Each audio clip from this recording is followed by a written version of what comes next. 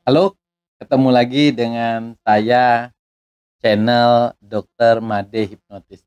Teman-teman tahu ya, kalau channel ini dibahas seputar pikiran manusia, entah itu topiknya tentang kesehatan, topiknya tentang pikiran seseorang yang bisa mempengaruhi kehidupan kita sehari-hari.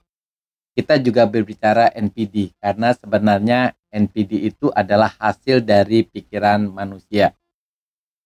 Ini seorang ibu ya, dia merasa sebagai korban NPD, mungkin sudah pisah dari pasangannya, dari suaminya, tetapi belum bisa move on. Maksudnya dia move on tapi nggak kembali pulih seperti sebelumnya. Artinya dia belum bisa menjadi orang yang percaya diri. Tenang ya Bu ya, karena hampir semua orang yang mengambil keputusan untuk pisah dari NPD itu tidak 100% bisa move on secepat itu. Karena apa? Karena flying monkey yang diterapkan oleh NPD itu luar biasa, yang membuat Anda masih merasa sayang, cinta dengan NPD. Walaupun di satu sisi Anda juga benci tentang apa yang diperlakukan. Nah teman-teman, banyak ketika seseorang mengambil keputusan pisah dari NPD itu merasa mengalami kondisi yang seperti depresi, stres, tidak percaya diri, ya, bahkan kadang-kadang dijauhi oleh lingkungan. Karena apa? Karena lingkungan memihak pada orang NPD-nya. Nah, teman-teman, tidak banyak juga orang yang telah berpisah dengan NPD, seorang NPD itu akan mencoba menghubungi korbannya kembali, termasuk saudara. Ya. Apakah karena dia rindu atau cinta? Jawabannya tidak. Seorang NPD sampai kapanpun dia memiliki mindset pikiran tentang egonya.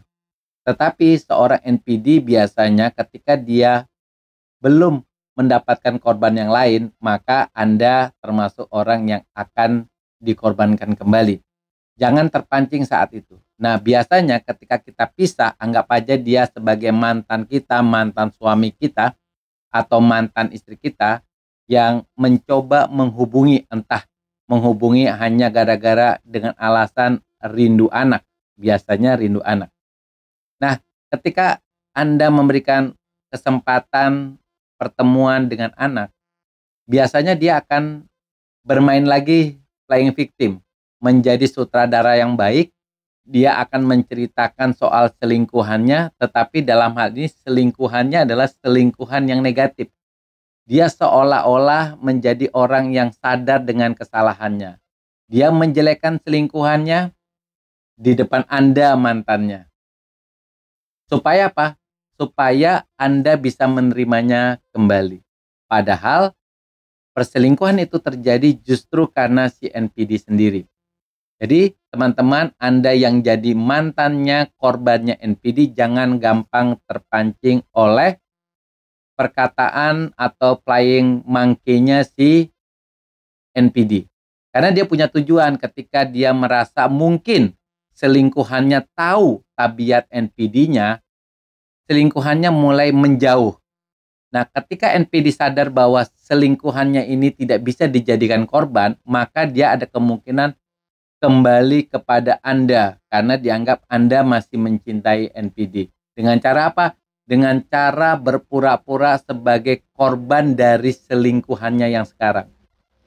Padahal dia tahu selingkuhannya juga merupakan korban. Tapi karena selingkuhannya sudah tahu tabiat NPD-nya dan siap-siap menjauh dari NPD, maka dia akan mencari korban. Ketika dia belum mendapatkan korban yang lain, maka dia akan kembali kepada Anda berpura-pura sebagai korban dari hubungan perselingkuhan tersebut.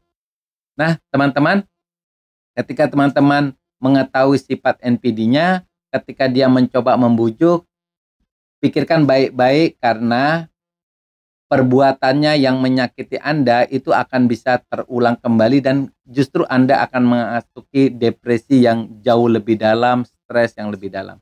Oke, teman-teman, tetap semangat.